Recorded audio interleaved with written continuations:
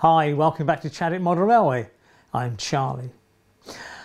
Now, in the last video I mentioned that we might have a little road trip. Well, you'd be pleased to know I have been out and about roaming around deepest, darkest Somerset with my camera. Because I was invited to a model railway shop in a place called Midsummer Norton, not to be confused with Midsummer Murders, a light-hearted crime drama, let's say. Anyway, down in Midsummer Norton there's a model railway shop called Signal's Model Railways, and in a back room there's a model railway club called Signal's Model Railway Club. And in the last 3 years, I imagine, they've been building a little tail chasing exhibition layout, and I was fortunate enough to be asked there to come down and film it and put it out there for all to see. Now, this is a bit of a world exclusive because no one has seen this layout up to now, because its first outing is next month at the Frome Model Railway Show, which takes place on Saturday the 8th and Sunday the 9th of January 2022. So hopefully you'll go along and have a little look at it should you live in the southwest of England. I'll certainly be there probably on the Sunday and hopefully the Saturday as well. And if I bump into you, then please say hello, and it's a tea white with 1 sugar. Anyway, I do hope you enjoyed the video. It was good fun down there meeting the guys and filming it, so hopefully you'll enjoy it too.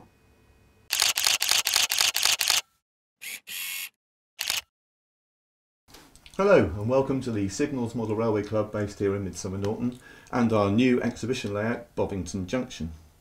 The layout was conceived about 3 years ago.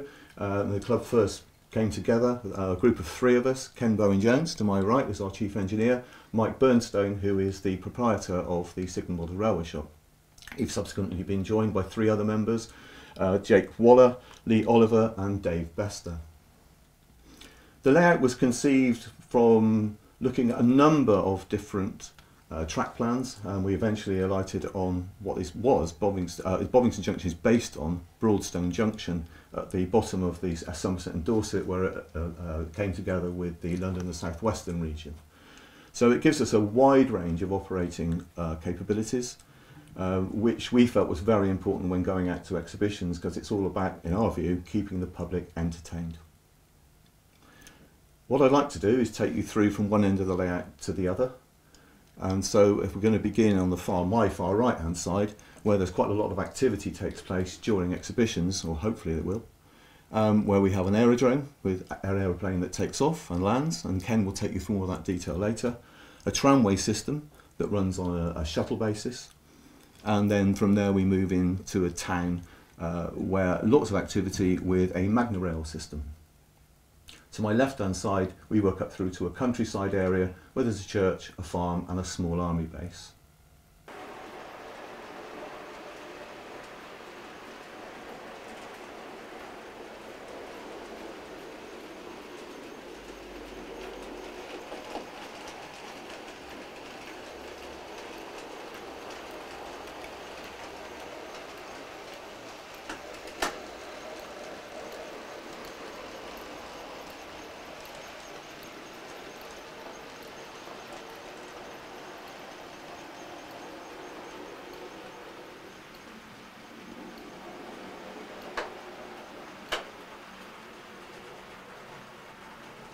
Hi, my name's Ken. I'll talk you through a few things about the layout. It's N-gauge, the locos are mainly Farish and Dappo. Stock is again Farish Dappo, and a lot of N-gauge Society kit wagons. Track is code 55, all around including the fiddle yard. We're running on a DCC system using the DigiKeys DR5000. Point control is the old-fashioned switches and CDU units, because we think for exhibitions maybe we're having a few issues, or could be issues with digital points. At the far end we're talking about the narrow gauge. This is a Z gauge track, and we have an Oxford Rail tram on a Z gauge motorised chassis, which is running on a shuttle system from Gauge Master. We have catenary over the top, but this is only dummy, but it does show to good effect what it looks like. The airfield itself, we have an N-gauge track below this with a motorised chassis. On that we have a N-gauge scale Hawker Hurricane, which goes around, and that is triggered by an infrared detector on one of the loco tracks, so it's quite random when that flies. The airfield building itself is a card-based kit, put together quite easily, but very flimsy, so we are a bit delicate when moving it apart. The baseboards itself are in 3 sections on 2x1 with a ply top.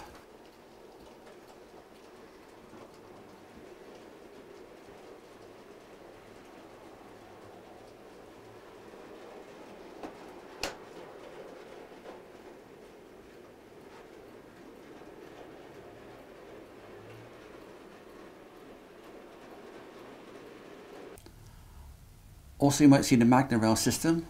This is the one that you buy nowadays from Holland.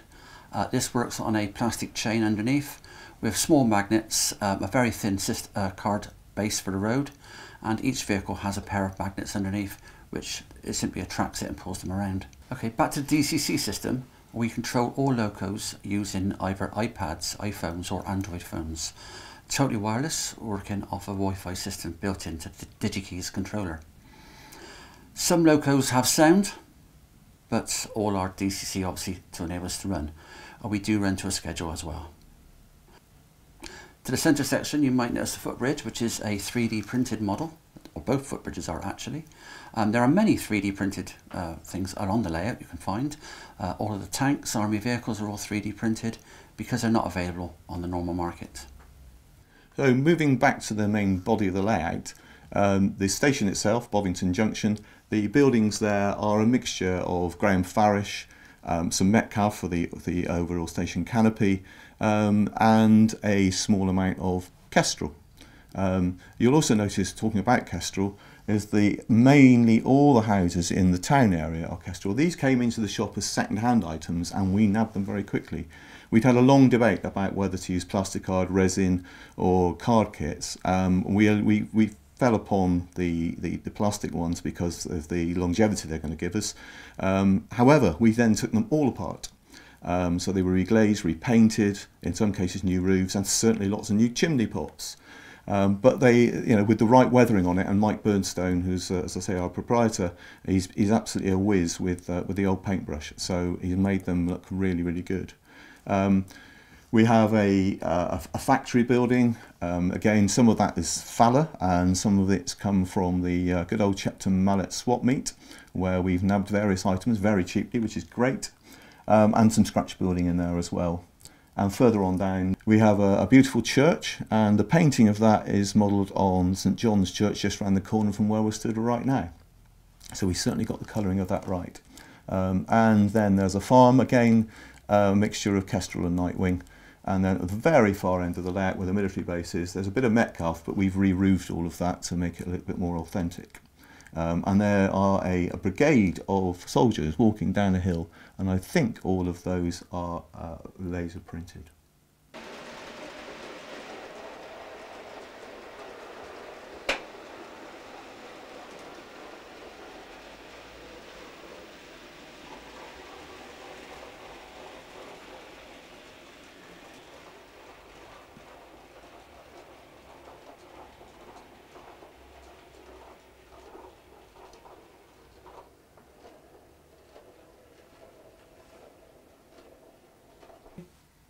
Now the filler yard is being fed from the front, obviously, and we have 4 loops and a branch from the front, and 2 loops at the far other end. So it's a bit complicated on the back, as much as we have 2 main lines which have to cross over at the back. So we had to put a crossing in, which was a late addition because we realised we couldn't run the actual layout. These are tracks, so we have 8 tracks at the back for the main lines. Also we have 2 kickbacks, we can put 2 more trains in there, and then we have 2 sidings itself for the branch. We can run the branch to its own personal sidings or back into the main lines at the back here. These are all labelled, obviously nice clear limbers for the operators. Normally it's operated by 4 people. We have a signalman, we have 3 drivers, 1 for the up line, 1 for the down line and 1 for the branch. Now on their system they use on the Z21 app on their phones, we can actually allow this to only see the locos they can actually control, so you cannot get confused.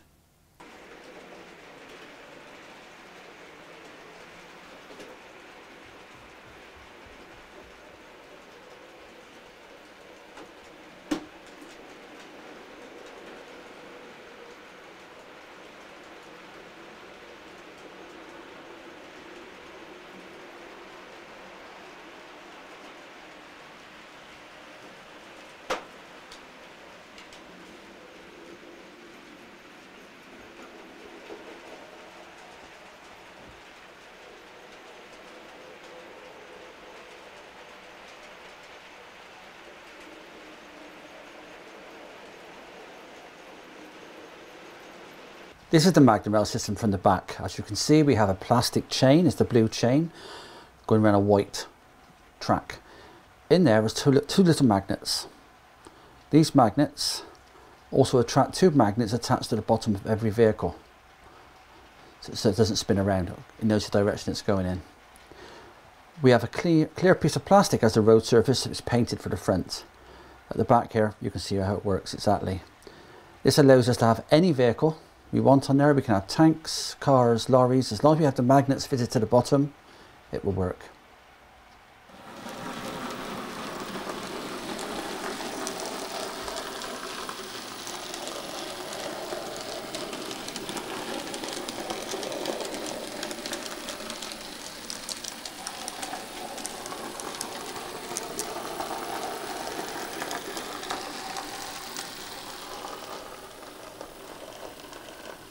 Our train running program is based on an Excel spreadsheet. This starts with where you input the locals you want to run, and also their DCC numbers, running numbers.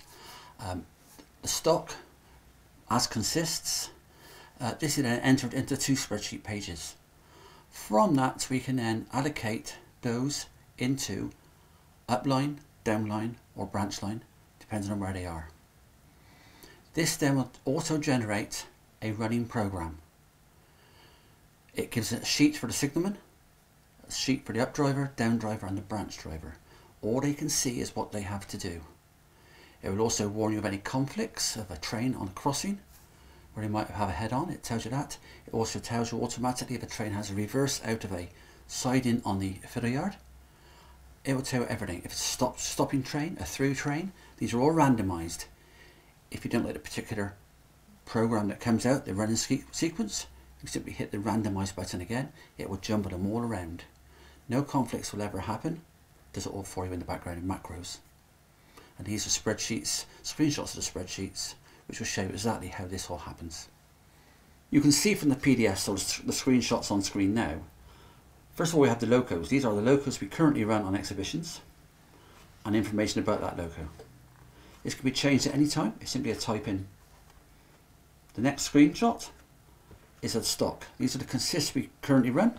Again, if you have different stock you want to run, or something breaks, go in, type over it, it takes it all up. Then we have the initial setup. This is where you decide which train is going to go on which track, which stock goes on the back of it. This is how we set our layout up. So whatever this says on here, track 1, will be track 1 on the back of this, on the feeder yard. We will put that logo and that stock on there, and the program that generates at the end works off that basis, and we return it back to the same stock track every time. Then we have a consist planning. This just shows you for what you've planned so far, what trains pull in what from what track and where it goes, be it on the main track, the secondary track or the branch track. It's just a ready reckoner to look at. Then we have the signalman's page. Signalman, all he needs to know is what track it's going from to where, on what line, and in what order. Rather than the upline, the downline and the branch line pages, these are for the individual drivers, and all they will see on there is which train they need to drive, what its DCC number is, where it's going to come from, where it's going to go to, and where it's going to come back to, and anything they need to do in between, maybe stop at the station, or even be warned of something coming towards them.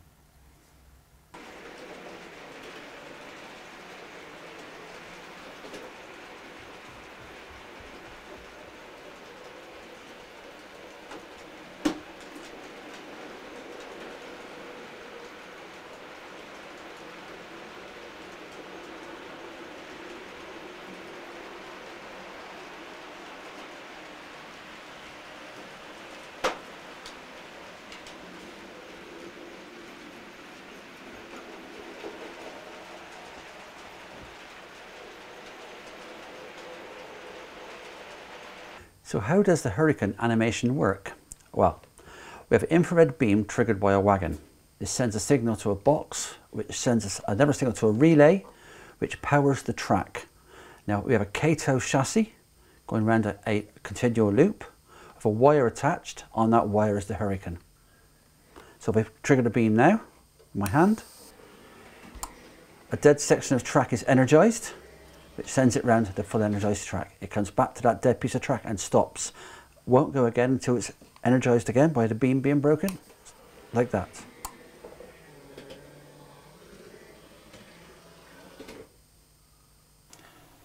So if I trigger the infrared beam now with this guard's van, you'll see the hurricane fly.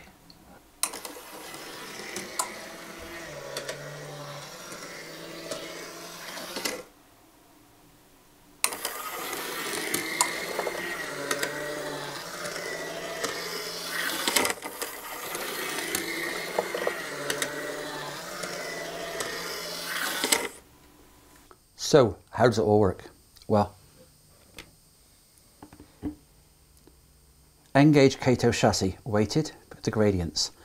Underneath the board, we have a piece of N-gauge track, continual loop, which goes around, up a gradient, around, down a gradient. And it stops on the dead section of track at the back, ready to be triggered again by the next passing loco. The whole section is removable for maintenance, track cleaning, but it seems to be very reliable so far.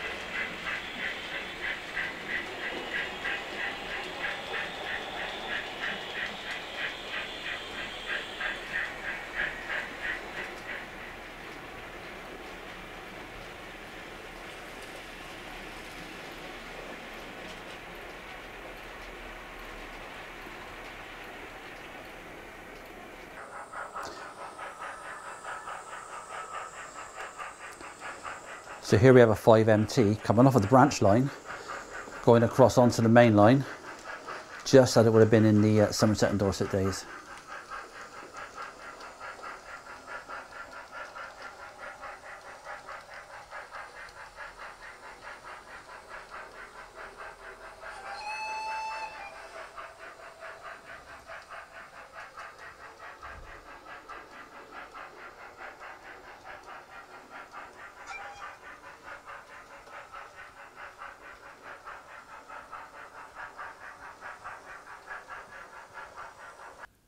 We hope you've enjoyed your visit to Bovington Junction and the Signals Model Railway Club. I'd like to say a few thank yous before we depart to Charlie for doing all of this, and to Mike and Elaine who own the shop and let us take things from the second-hand shelf. So thank you very much, and we'll hope to see you at Frome in the next few weeks. So there we have it. Saturday the 8th and Sunday the 9th of January 2022 at Frome. It'll be a great model railway show, so if you're in the West Country, please do come along. And if you're in the West Country, then please drop in to Midsummer Norton to the Signals Model Shop. We do need our local model shops to stay buoyant, as it were.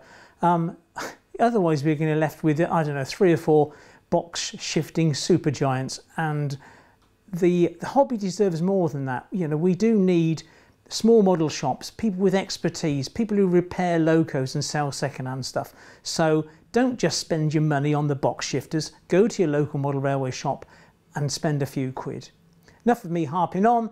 I'd like, as usual, to thank my patrons and the people who subscribe to the channel. And there's the button. If you want to become a patron, there's the subscribe button. It's free, and a video here and here. In the meantime, I wish you a very Merry Christmas and a Happy New Year. And I look forward to seeing you in Frome. Take care, guys. Thanks a lot. Bye-bye.